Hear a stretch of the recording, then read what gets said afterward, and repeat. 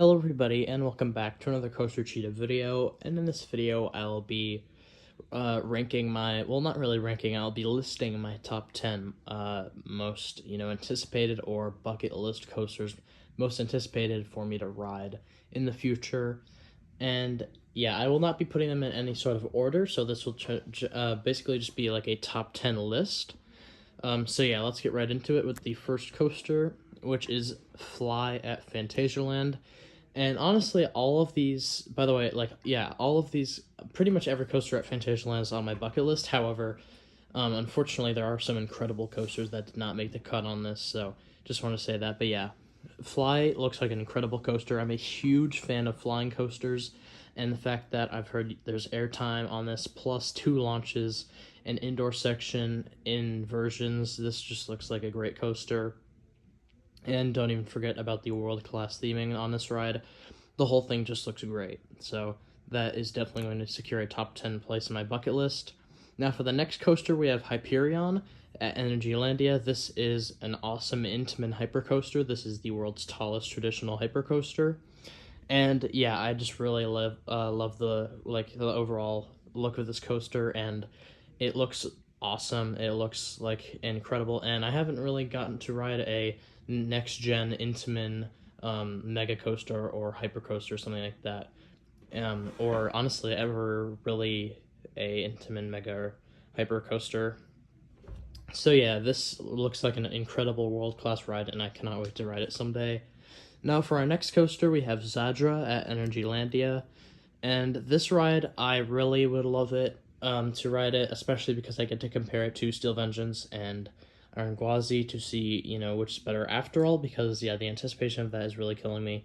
However, this does look like an incredible ride with some definitely great attributes to it, and I definitely cannot wait to someday ride this, which, yeah, I definitely hope that day is not too far off in the future, because there's some awesome looking rides, just like Zadra, that I cannot wait to see. And now for the next spot, we have Lek Coaster at Legendia, and this coaster also looks fantastic. It is a next-gen Vekoma coaster, and I love a good looping coaster with some brilliant airtime, and it looks like this is definitely a coaster for me, because I've heard that there are some extreme grayouts on this ride, which I do love, and I've heard there's some awesome ejector hang time, ejector airtime, and overall this is an amazing coaster with a great view. However, it is at a weird park, so I'm not sure when I'll get to this coaster. However, this is definitely going to be on my bucket list for probably a long time, because this coaster looks insane. Now for the next spot, we have Taiga at Linnanmaki, and this coaster looks, again, insane. I'm going to be saying this a lot, but this coaster, I absolutely love launch coasters, and don't even get me started with Intamin launch coasters, because I think they are probably my favorite coaster type on this planet. I'm not sure about any of the other planets. I haven't really been able to go out there yet. But, yeah, this Taiga at Linnanmaki looks definitely like one of the better Intamin multi-launch coasters, even better maybe than Velocicoaster, dare I say. But yeah, I just really, this coaster, I really wish to ride this someday, because it looks incredible. And, everything, the colors, the trains, the theming, everything, it just looks like a great coaster. And yeah, this is one that I really cannot wait to ride, and it's also in a country that I would also love to visit, so yeah, this is a really one that is high up on this list if I were to rank them. Next, we have Intimidator 305. I am all for intense and insane coasters, and I-305, I've heard, is probably the most intense coaster on this planet. Not sure if it's the craziest, but definitely the most intense, I think. And I would absolutely love to have it between the intensity, the airtime, and yeah, everything about it. I would just really love to experience the fast-paced nature of this awesome ride. In our next spot, we have Conda at Walibi, Belgium, and this coaster just really looks incredible. Another next-gen Intamin mega coaster, and from the twisted drop to all the airtime, the uninverting Cobra roll, and the awesome outer banked airtime hill. This just looks like an excellent coaster. It kind of reminds me of like an RMC if it was built by Intamin, and it really does remind me of that. And this is definitely close to the #1 spot if I were to rank these. And this is just such a great coaster, looking like it, and the overall theme, everything, the trains. Just like Taiga, this coaster just looks incredible. And I know there's a lot of Intamins on this list, but I do just really love Intamin coasters, and this one definitely does not look anything like a bad coaster, and this looks like probably one of the best coasters in Europe, so definitely would love to ride this coaster. And next we have Fury 325, and I'm a huge fan of B&M Hypers and Gigas because of their huge amount of floater airtime and sometimes even flowjector airtime, as well as some awesome other elements. And yeah, I mean, Fury does look like the king of the Hypers and Gigas by B&M, so I would just really love to ride this coaster, and I have a feeling that I will ride it kind of soon, and I'm just very excited for that because I've heard nothing but great things about this ride.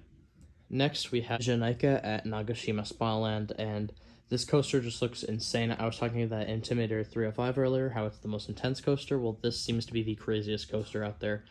And again, I'm not sure, honestly, if I'd love this coaster or I'd hate it, but I mean, that is really why I do want to ride it, to determine that. And I mean, this looks like a crazy coaster that I would love, and I really just hope that more of these get built, even though I'm not sure if they would necessarily, but yeah, this does look like a great coaster, and I have heard that it is insane and that it's definitely worth going to where it is in Japan to ride it.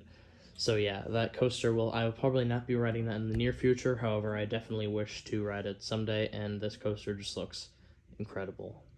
Next, we have Ride to Happiness at Plopsaland, Japan, and this coaster, again, is probably one that I know, I'm not sure how close I am to riding this one because, again, I mean, just like, Taiga, there's not really a lot else besides these coasters at their respective parks besides them. However, I mean, I've heard that it is worth it for Ride to Happiness because this coaster looked incredible.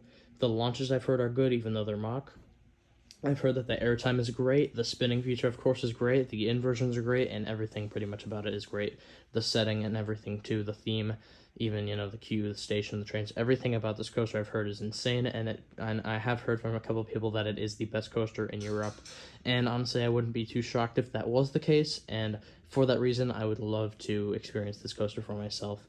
And yeah, I mean, most of these coasters are in Europe, and that is for a reason. I would definitely love to get out to Europe sometime soon and ride some of these amazing coasters. And yeah, I mean, Europe definitely has some great coasters on their hands, and with Intamin and Vekoma having their next-gen coaster models, I can't see the new awesome coaster stopping anytime soon.